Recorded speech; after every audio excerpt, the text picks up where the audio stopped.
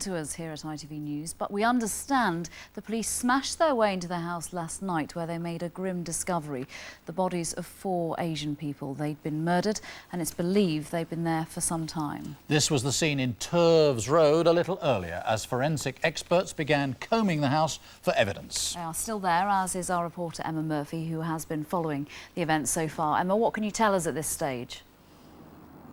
Well, we know it was around 5 o'clock last night when police were called to this property behind me on Turves Road in the Manchester suburb of Cheadle Hulme. They were called by neighbours who were concerned for the safety of a family that hadn't been seen for some time and were also disturbed by a smell emanating from the property. When police arrived here, they made the decision that they would have to force their way inside, and it was when they went inside they discovered the body of a woman along with that of 3 children. Now, we understand that those children who have not yet been identified are thought to be 2 boys aged around 11 and 8 and a young girl who was not yet at school age. There is now a murder investigation underway. The family had not been reported missing and it's not clear at this stage where the father of the children is. I've been speaking to neighbours this morning and they've been extremely disturbed by the events that have taken place overnight. This is what they had to tell me. I believe somebody knocked on the door, looked through the letterbox and a nasty smell. That's all I know, so. Seen them knocking about, but the last time I saw anybody, any life there, was about 6 or 7 weeks ago. Mum and Dad and I think 3 children. And when was the last that you saw them? I saw them, I'd say, around about 3 weeks ago. Emma, what are police there saying? Well, police have confirmed this is a murder investigation and say that they will continue with the painstaking forensic work in the property. As of yet, they haven't been able to even remove the bodies because of their search for evidence. We expect that they're going to have a press conference within the next half hour, and it's then that it's likely that they will be able to identify who the family are that lived at this property and who the bodies are of. We expect to bring you that press conference as soon as we have it. Emma Murphy in Manchester, thank you. It's a scandal, some say, and a cruel decision. The view of one bowel cancer charity today after the health rationing watchdog NICE decided that 2 drugs which prolong the lives of patients won't be available on the National Health Service. The drugs, Avastin and Erbitux, aren't a cure for bowel cancer, but they do extend the life of patients by up to 5 months. The cost up to £17,000, and that's not worth it, according to NICE. Now, bowel cancer is the 3rd most common type of cancer, with 35,000 new cases diagnosed every year. This year alone, around 16,000 people will lose their lives to the disease.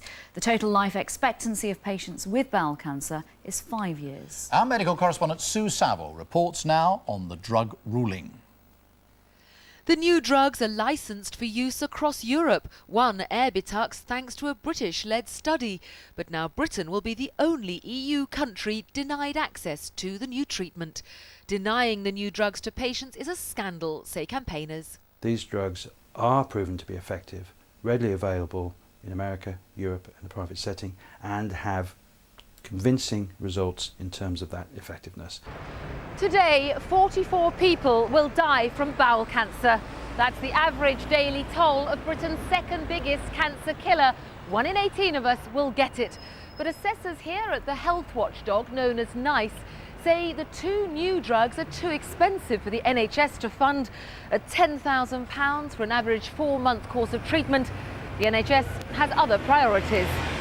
The ruling from NICE means that bowel cancer patients like David Taylor, who is getting Erbitux funded by his local NHS due to his liver complications, may in future be denied an effective treatment. Because of the Erbitux, which I was unable to get because of special circumstances, because of the prior living condition, you're literally facing death in the face, we got it. And within 48 hours, you could tell the difference in the physical change of the body.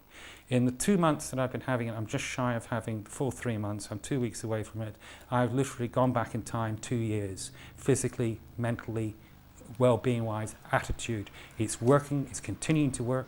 The assessors at NICE, though, say that for bowel cancer, the new drugs do not represent a good use of scarce NHS resources, and that despite the drugs' proven benefits, they're not cost-effective for public funding.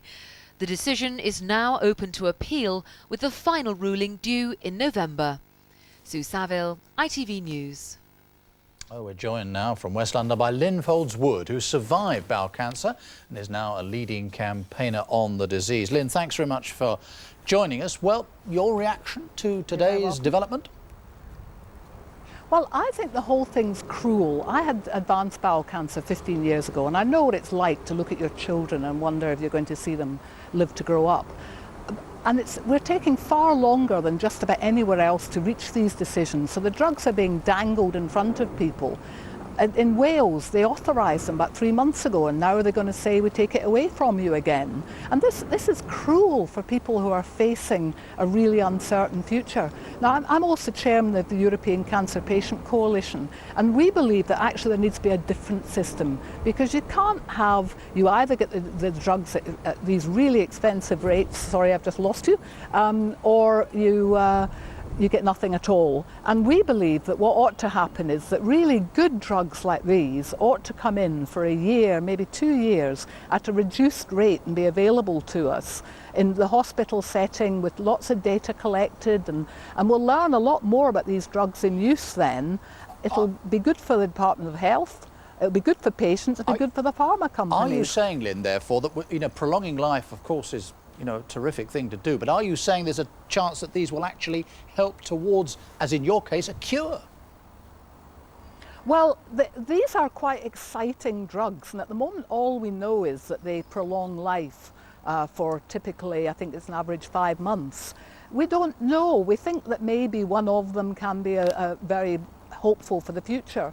But at the moment, we're basically saying you can't have these. Yes, there are other drugs out there, but these aren't a chemotherapy. These are what's called monoclonal antibodies, and they're a hope for the future. And we've just recently seen Herceptin, the Secretary of State, announced that women with breast cancer and men could have that before NICE had actually reached its final conclusions. And here we are with bowel cancer, which to me is still a Cinderella disease. Very expensive to treat already, though, so we're adding really expensive drugs to that treatment. But we're being turned down. Lynn, we have to leave it there. Thank you so much for joining us. And at 1 o'clock, we'll be putting some of Lynn's points to the Chief Executive of NICE, so stay with us for that. There's more still to come here on the Lunchtime News, including... Behind the Bottle, our investigation into the devastating effects of alcoholism on children. He would grab me hair and tell me to get up the stairs and slap me across the head, and just little things, but they really hurt, inside. No, your dad was like that. And postal confusion, the new way to pay for mail comes into force. We'll tell you all you need to know about the new charges. Yes, all that and the rest of the day's news when we come back.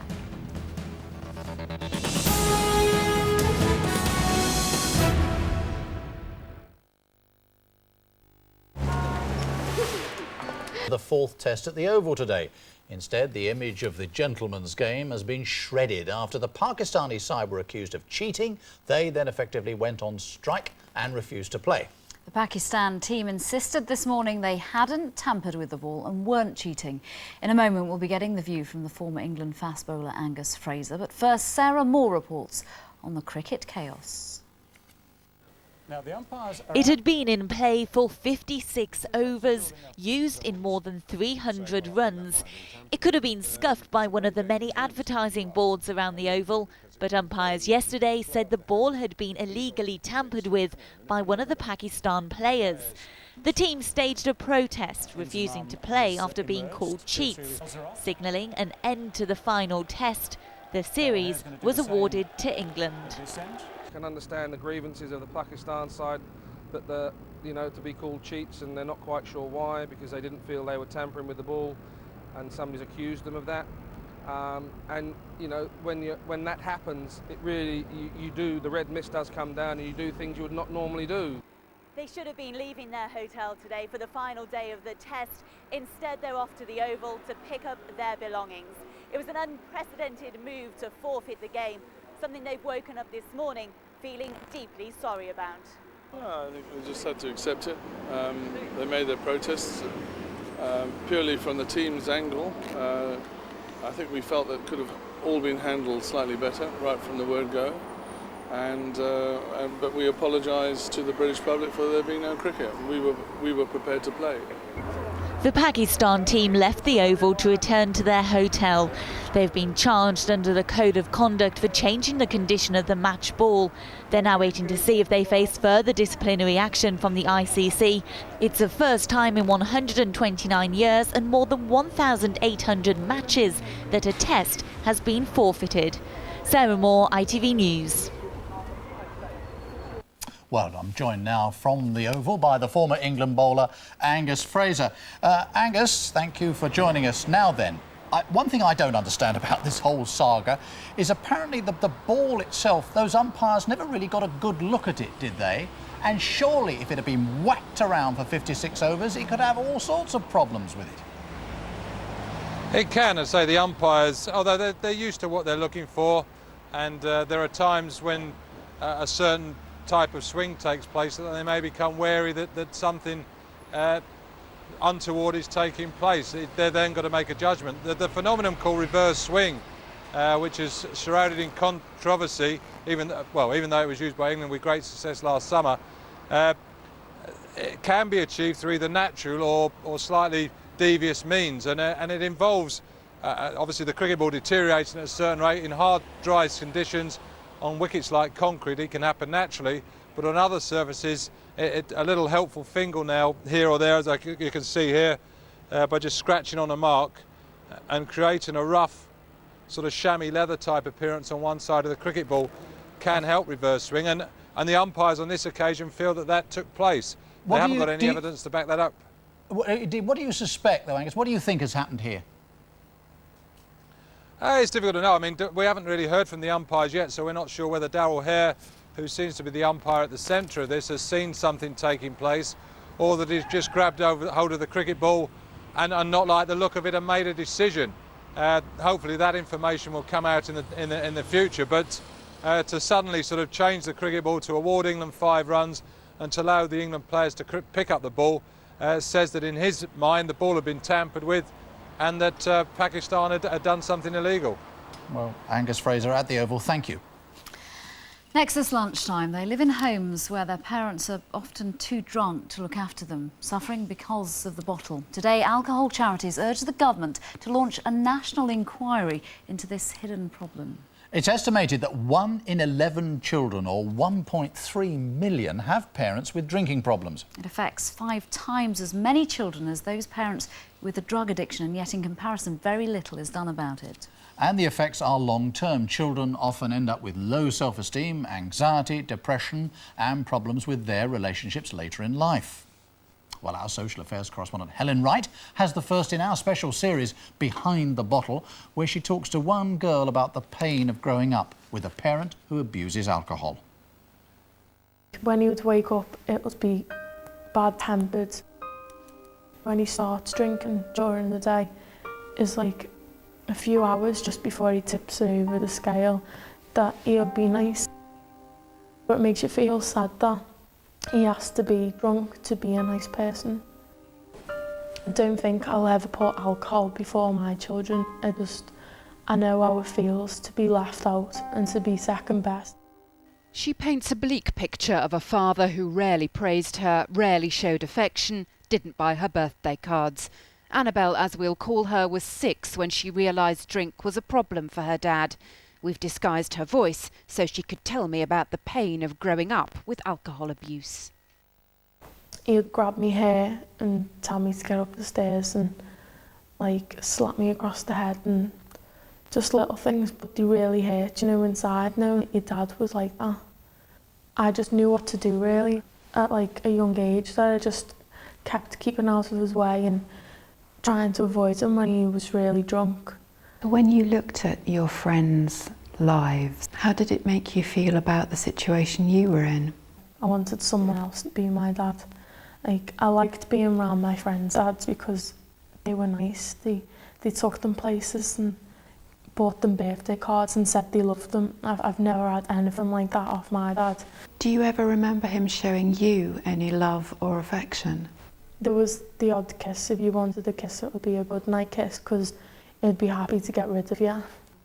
What did his behaviour make you feel about yourself? It made me feel like I wasn't worth anything. As if my life was going to be like that. And sometimes I even felt so upset that I did once try and commit suicide myself. Annabelle doesn't live with her dad anymore, but his alcohol abuse still dominates parts of her life. Annabelle cooks for him, listens to his problems and feels a weight of responsibility beyond her 16 years. I think that he should look after himself, and if he's got any problems, they should sort them out by himself instead of concerning me. And like I'm doing his job, being his mother, instead of him being a dad to me. Do you think your dad will ever stop drinking? No, I think it's impossible. I did ask him to stop. All we got is the swear words and violence of even asking him to do something for us for a change. Do you find it quite difficult to like your dad right now? It's so hard to love somebody who doesn't love you back. A violent person's just hard to love, really. And the only thing he did love was his alcohol. I don't think he'll ever realise what he has done to me. He scarred me for life, really. I'm joined now by Lord Victor Adibawala from the campaigning charity for alcohol, Turning Point. Thank you for coming in to talk to us. We heard from that girl there, and it's often the case that one of the most tragic things is that children want to help their parents who are abusing alcohol, but they can't, and then they feel guilty about that. But they just can't, can they? They're powerless. Well, Turning Point's a social care organisation, and we work with about 20,000 young people. And the reason why we're particularly concerned about children of alcohol misusing parents is precisely demonstrated by that film. The fact is it does affect children, families, and it really takes away childhood. It overwhelms the child with responsibilities, it causes anxiety, it takes away their ability to form safe relationships, and it can affect their whole life, and it can lead to other more dangerous things. Crime, getting involved in drugs, all those kinds of things can result from the lack of parental care. And it often goes on in secret, doesn't it? Whereas if your parents are taking drugs and abusing drugs, that might be more evident. But if your parents are drinking... 50% of children who are on the at-risk register are involved in, have got alcohol involved in their reasons why they're on that risk register. And what Turning Point and the 10 other charities that we're working with is calling for are services for families and for children, and for the whole family to be provided with support, which is lacking at the moment. What about parents who are drinking, who daren't contact anyone to help them because they feel their children might be taken away from them? Very briefly.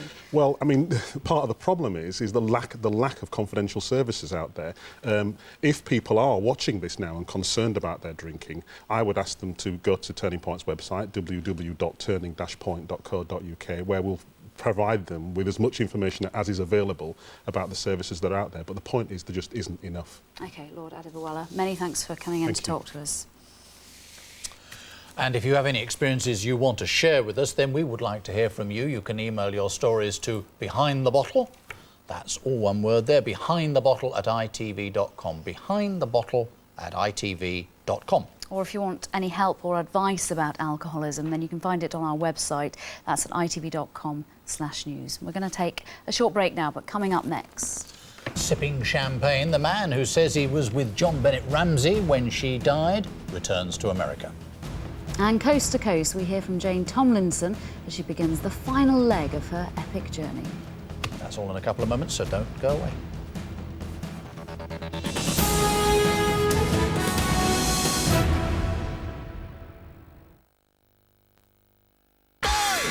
Curry's now, massive savings. Like £100 off these Dysons suitable for allergy sufferers. Only... Well, our consumer editor Chris Choi is at one right now. Chris, how are these changes going to work? Well, I've been doing a bit of sorting of my own just to hopefully explain this. Let's start with the easy bit. No change here for ordinary letters from 23 to 32p, but this is where it gets interesting. The new larger letter, and that's A4 size, things like this. The new stamp, 44p up to £1.31. Bigger than that, and we're talking about parcels, packages, anything from £1 to £4.74 for those. Now, not everybody is happy with these changes. They've been called everything from hate mail through to a first-class fiasco. So what's all the fuss about? Here's the spokesman for an organisation called Postwatch. In the short term, most people, most of the time, won't be affected very much. About 80% of prices will be the same or less. I think for ordinary residential customers, it's really going to hit in the approach to Christmas, when people perhaps send larger greetings cards or calendars or packages. Well, I'm joined now by Lorna Clarkson from the Royal Mail. Lorna, you heard concerns there. You're storing up problems for us at Christmas. You've already said you're not making any extra money from this whole thing. So why are you bothering? One of the reasons that we need to do it is that we need to align our prices to how much it actually costs us to handle items. Just to give you a very simple example, this ball is very, very lightweight but bulky, right? And this letter, up until this change, they were both the same price to post. Right, but obviously very different to process for you in a place like this. Exactly. This costs us 4 or 5 times what it costs us this to handle. This goes through a machine, no problems at all. This has to be manually handled all the way. That's why this is now much more expensive than a letter. Now, one of the biggest fears and already the biggest irritations of post offices are those long queues. There's going to be people queuing up today wanting more information on this rather complicated scheme. Is it going to be a nightmare? We don't think so, no, because we've done extensive training of all our staff. More than 19,000 people have been trained. We've done a very good communication campaign, posters and leaflets and our own helpline. The feedback we've had so far from our offices is that it's fine, things seem to be going quite smoothly at the moment. Okay, Lorna Clarkson from the Royal Mail, thank you very much indeed. Thank you. So that's it, the new shape of things to come at the post office. Back to you. Chris, thank you. It's 1 o'clock. A reminder now of today's main news. Police are investigating the murders of a woman and her 3 children. The victims were found in a house in Cheadle Hulme yesterday. Bowel cancer charities are furious after the health watchdog NICE ruled that 2 drugs that could prolong people's lives won't be available on the NHS. And cricket's ball tampering row, Pakistan could face charges from the rationing body that made that decision. Thanks for talking to us. Although some people do accept that the NHS has got a finite amount of money, they don't feel comfortable with the fact that these 2 drugs are available in other parts of Europe, but not here. Well, it has been a very difficult judgment. We've done the same job in looking at these drugs as we do with everything that we look at, and that is to compare the additional benefit they offer to the treatments that are available currently. And then we have to take a look at what it is that the NHS is being asked to pay to acquire that additional benefit. And there's the really difficult judgment about whether or not there is sufficient additional value for the NHS to make an investment at this time. And our independent advisory committee, based on the evidence that they've got available to us at the moment about how these 2 drugs don't work, just don't think there is sufficient additional value to make that investment. But we all understand now how NICE works. It's been around long enough for that to be the case. But again, we're in a situation where if you have the finances, you can afford to prolong your life, which may mean that you are around for a cure. And if you can't afford, well, I'm sorry, you're going to die 5 months earlier.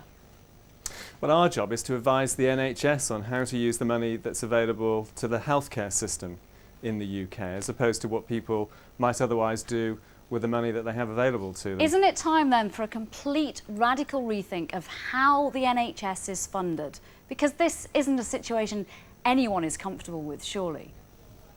Well, if you look around the world, healthcare systems are funded very differently, and yet the same problem still applies. In the end, choices have to be made, or decisions have to be taken about what to invest the money that's available to the health service in.